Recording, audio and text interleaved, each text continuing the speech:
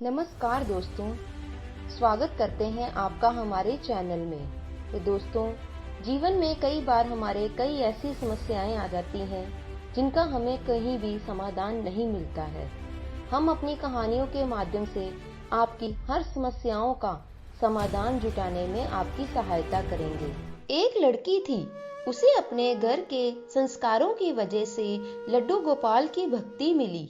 उस लड़की की बड़ी आस्था थी लड्डू गोपाल जी में। वह लड़की हमेशा वृंदावन जाती थी और लड्डू गोपाल के दर्शन करके आती थी। धीरे धीरे वह बड़ी होती रही, पर उसने वृंदावन जाना नहीं छोड़ा। वृंदावन से उसकी लगन बचपन से ही लगी हुई थी। उसकी शादी हो गई, बच्चे भी हो गए, वो भी बड़े हो गए, उनकी भी शादी हो गई, पर उस लड़की का नियम कायम था। एक दिन जब वो लड़की बहुत बुढ़िया हो गई और उसके बस की चलना नहीं रहा, तो वृंदावन जाकर लड्डू गोपाल की एक मूर्ति घर में ही ले आई और घर में रहकर ही उनकी दिन रात पूजा करने लगी। एक दिन पूजा करने के बाद उस बुढ़िया ने अपनी बहू से कहा कि बहू, इस मूर्ति को अंदर वाले कमरे में रख दे।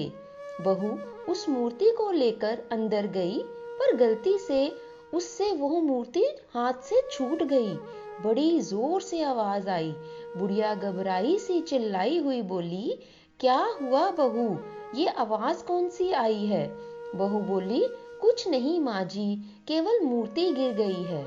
यह सुनकर बुढ़िया जोर जोर से रोने लगी। वो रो रो कर यही चिल्लाए जा रही थी कि कोई जाओ और जाकर डॉक्टर को बुलवाओ, कोई जाओ और जाकर डॉक्टर को बुलवाओ। मेरे लड्डू गोपाल को चोट लग गई है, मेरे लड्डू गोपाल को चोट लग गई है। ऐसा बार बार वो बोलती जा रही थी। पहले तो बहू ने सोचा कि बुढ़िया नाटक कर रही है, पर जब काफी देर हो जाने के बाद भी वो बुढ़िया चुप नहीं हुई, तो बहू को लगा कि बुढ़िया पागल हो गई है। अक्सर बुढ़ापे में लोग सठिया जाते हैं और शायद ये भी सठिया गई है। शाम को जब बुढ़िया का बेटा घर आया तो बहू ने उसे सारी बात बताई और उसे भी लगा कि माँ सचमुच में पागल हो गई है। भला मूर्ति के लिए भी कोई डॉक्टर आता है? फिर उसे अपने बच्चों का ख्याल आया और उसने निश्चय किया कि माँ को पागल खाने भेजना ही पड़ेगा, नहीं तो माँ के पागलपन का असर मेरे बच्चों पर भी पड़ सकता है। वहां पास में ही एक समझदार आदमी रहता था। जब उसके कानों तक यह बात पहुंची तो उसने उस माँ के बेटे को बुलाया और उसे समझाया कि देखो बेटा, बुढ़ापा और बचपन ये दोनों एक जैसे ही होते हैं।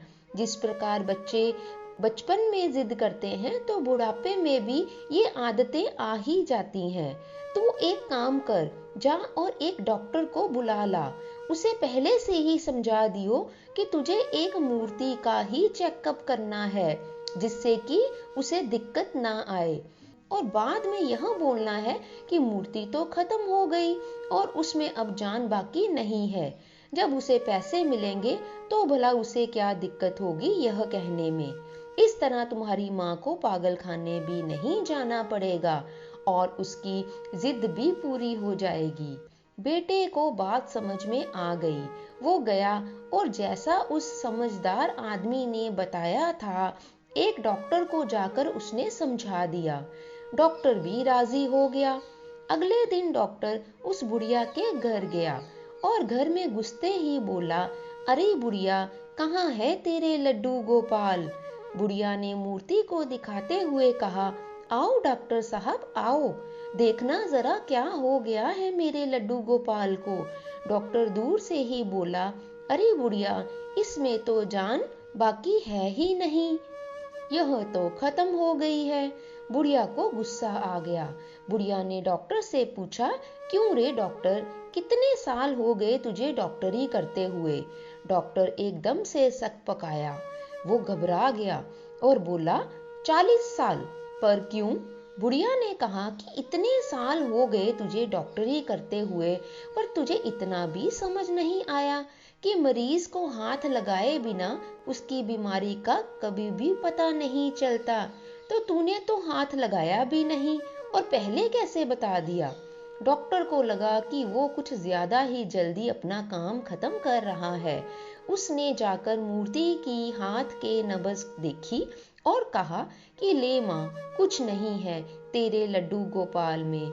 बुढ़िया बोली, बेटा सही से देख, ऐसा नहीं हो सकता। डॉक्टर ने इस बार छाती को चेक करके देखा और फिर बोला, माँ कुछ नहीं है अब तेरी इस मूर्ति में, यह पूरी तरह से खत्म हो गई है, इसमें तो जान बाकी है ही नहीं। बुढ़िया ने कहा कि बेटा वो जो एक मशीन होती है ना तुम्हारे पास, उससे चेक करके देख। डॉक्टर समझ गया कि बुढ़िया स्टेथोस्कोप की बात कर रही है और वो जानती थी उसके बारे में। अब उसको पैसे मिले थे तो उसे क्या दिक्कत थी वो भी लगाकर चेक करने में। जवाब तो उसे पता ही था। उस डॉक्टर ने अपना स्टेथोस्कोप निकाला और उसको मूर्ति को लगाना शुरू हो गया। जैसे ही उसने उस मूर्ति की छाती पर रखा, मूर्ति में से जोर जोर से धक धक की आवाज आई। डॉक्टर घबरा गया। उसने बार बार चेक किया और हर बार धक धक की आवाज आई। जय हो मेरे लड्डू गोपाल जी की। उस डॉक्टर ने उस बुढ़िया माँ के पैर पकड़ लिए और बोला कि माँ, ये जो दुनिया तुझे पागल कह रही है, असल में ये दुनिया ही पागल है, जो इस मूर्ति के पीछे छुपी तेरी भावनाओं को देख ही नहीं सकी। इस मूर्ति में जान नहीं थी, ये तो तेरी श्रद्धा ही थी कि इस मूर्ति में भी जान आ गई। जय जय श्री राधे, जय हो मेरे लड्डू गोपाल की। तो दोस्तों, आशा करते हैं आपको हमारी आज की यह कहानी अच्छी लगी होगी। कहानी को सुनने के लिए आपका बहुत बहुत धन्यवाद। अगर आप हमारे चैनल पर नए हैं तो हमारे चैनल को सब्सक्राइब कीजिए और हमारे साथ इसी तरह की कहानियाँ सुनने के लिए जुड़े रहें।